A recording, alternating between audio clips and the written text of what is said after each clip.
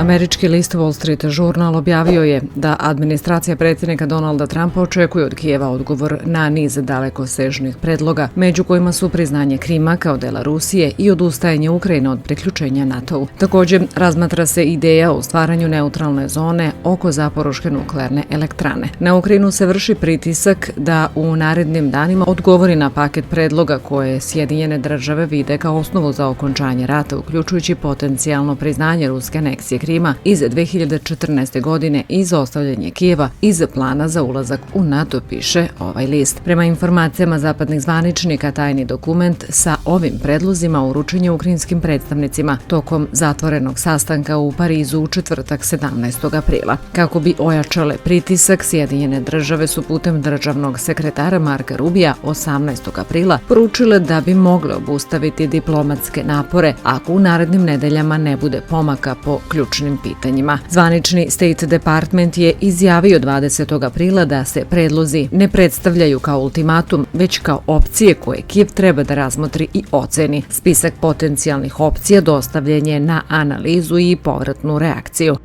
Wall Street Journal primećuje da bi eventualno američko priznanje aneksije Krima predstavljalo drastičan zaokret u višegodišnjoj politici Amerike, koju su vodile administracije i republikanaca i demokrata.